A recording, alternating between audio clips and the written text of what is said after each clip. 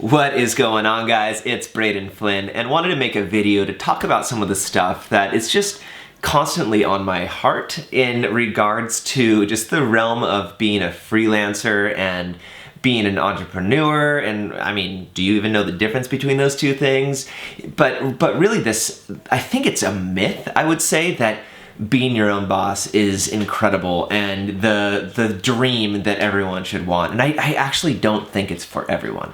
And wanted to just, talk about that a little bit. And was listening to podcasts by Tim Ferriss, and I also listened to a lot of Seth Godin. If you don't know him, you should look up his name. He's actually in the Marketing Hall of Fame, but I think he's going to be one of the voices that is really this generation, this era's, like, people, they're basically gonna look back and be like, Seth Godin was the voice of just truth in regards to marketing and culture and all that stuff. But he wrote he writes daily in a blog. You could just look up Seth Godin in Google and his name will come up, or just Seth even.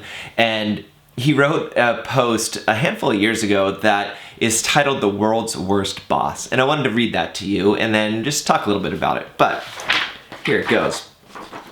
The world's worst boss. That would be you. And if you're not self-employed, your boss is you. You manage your career, your day, your responses. You manage how you sell your services and your education and the way you talk to yourself. Odds are you're doing it poorly. If you had a manager that talked to you the way that you talk to you, you'd quit. If you had a boss that wasted as much time in your day as you do, they'd fire her. If an organization developed its employees as poorly as you are developing yourself, it would soon go under. I'm amazed at how often people choose to fail when they go out on their own. I like how he used that word. People choose to fail when they go out on their own, or when they end up in one of those rare jobs that encourages one to set an agenda and manage themselves. Faced with the freedom to excel, they falter and hesitate and stall and ultimately punt. We're surprised when someone self-directed arrives to the scene, someone who figures out a way to work from home and then turns that into a 2-year journey, laptop in hand, as they explore the world while doing their job. We are shocked that someone uses evenings and weekends to get a second education or start a useful new side business. And we're envious when we encounter someone who has managed to bootstrap themselves into happiness, as if that's a rare or uncalled for thing. There are few good books on being a good manager, fewer still on managing yourself. It's hard to think of a more essential thing to learn. And that post just stood out to me so strongly. And he also is getting interviewed by, Seth is getting interviewed by Tim Ferriss on a recent podcast, the Tim Ferriss Show. If you don't listen to that, another really good one. And they reference back to this post, which made me think of it. And it is so true, because the element of managing yourself is actually, like, it's a really difficult thing. And I would argue or state, and I would love if people could come back and say, no, you're absolutely wrong. It's just you sort of suck at all of that.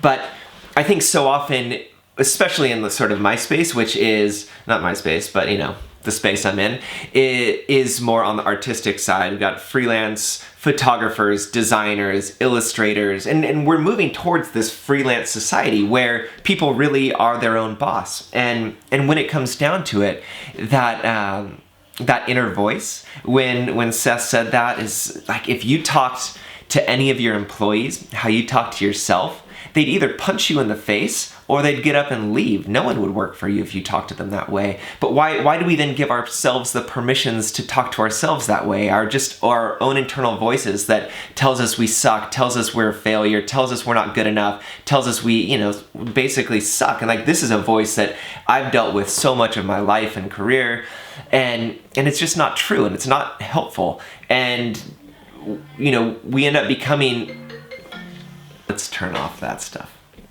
Those internal voices, they're just not helpful, and they're not going to actually make you better. There's one thing to have, and I've sort of argued this with myself, is the element of feeling like, oh, they're the reason why I'm successful. They're the reason why I have so much drive, is because I'm constantly never feeling like I've made it, or I'm never good enough. And I think there's a massive difference between drive and a critical self voice. And there's a difference in pride versus being proud of the work that you've done.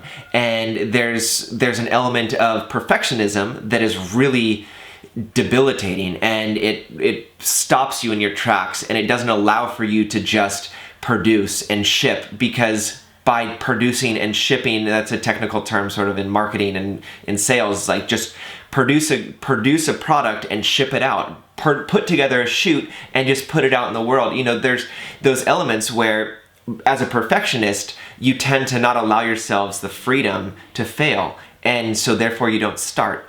And half the battle is starting and just putting out content. And the more content that you put out, the more of the things that you do in your craft, and you constantly do it and you constantly work at it, you hone that craft and you become better. And that thing happens through doing it, through failing, and maybe not putting out the sort of work that you really, really want to be putting out, but you got to do it, and sometimes that voice limits you there. The other thing I wanted to bring up that this article talks about is really the self-motivated, but then also self-organized, what was the word? Self-directed. With the sentence is, we're surprised when someone self-directed arrives on the scene. Someone who figures out a way to work from home and then turns into a 2-year journey, laptop in hand, as they explore the world while doing their job. And I think that's the dream that gets portrayed as this freelancer, that you can be your own boss, you can work from the couch in your sweats and never have to get out of pajamas, you can travel the world and be your own boss.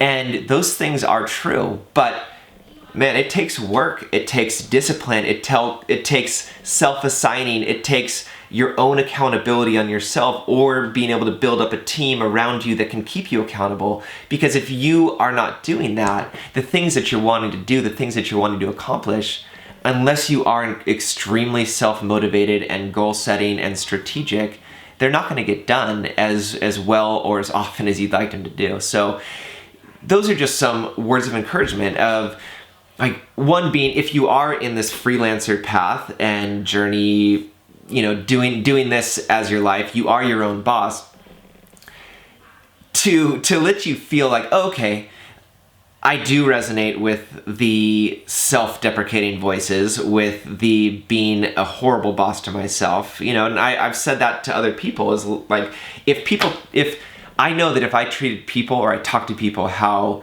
I talk to myself, they would legitimately never want to be around me, want to punch me in the face, and think I'm the worst person in the world. But why do you feel like that's okay to talk to yourself that way? It's not. And it's not true, generally, all of the stuff that you're telling yourself. So shut that voice down and don't believe it, and tell yourself a different story. Tell yourself a story that you are organized if you're a disorganized person. And you start to actually become the thing that you're telling yourself. You start to live out the story that you're telling yourself. So you have the ability to tell yourself a different story. Not to say I'm not good. You say, no, I am good. And that's not a prideful thing. You start to believe that you are capable, and then you end up becoming capable. So doing that, but then also being able to think through how to organize your day, your week, your month, so you actually are efficient while you're working. There's a lot of good journals out there. There's a lot of good things you could look up, and I actually have some stuff in the works that we can talk about later. But yeah, hopefully this is an encouragement for you to hear some of this, to maybe sit back and think oh, I'm not alone in this journey. I'm not the only one that feels this way. But you have the ability to change your story. You have the ability to tell a different story. And I really want to encourage you to do that and tell a story. It might take sitting down with a journal and writing out that story. What is the story that you want to believe? What is the story that you want to be living out? And how would that person who lives this story be acting today? How would that person who lives that story be living today? How would their work week look? How would their work day look? How would their time with their family look? How would their time with their self look? Are you taking care of yourself? If not, take care of yourself, because I've also gone down that road of never taking a day off, of working 7 days a week, traveling too much, not getting enough exercise, not eating well enough, drinking too much, all of those things was just like lead to feeling like crap and burning out and causing havoc on my family and not having a wife that is feeling very loved and cared for because I'm working too much, So if you're, this is an analogy I like to use, and this is turning into a longer rant than I was planning, but if your metaphorical cup is empty, you have nothing else to give. You have nothing to give to anybody else. You have nothing to give to your business. You have nothing to give to yourself, your friends, your family. If you're in a position of being able to help and serve other people, you're not able to do that. So make sure that your cup is full, or at least not empty, So work on filling your own cup. Work on talking nicer to yourself. Work on really crafting the story that you want to be living. I hope you do that. I hope this is encouraging, and just gonna show you a little bit of B-roll of what my weekend looks like. Weekend is for work around the house and the garage and doing that. We're sort of around the Christmas season, so getting dolled up for, all that stuff.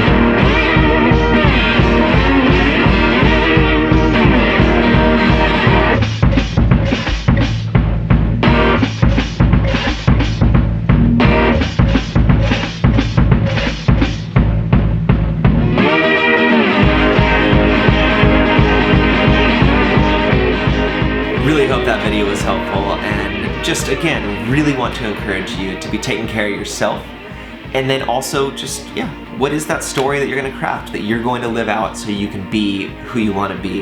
And if you like this channel, would love it if you'd share the video, would love it if you subscribe down below, one of those spots over there, have some other videos you can check out, but tune in until next one.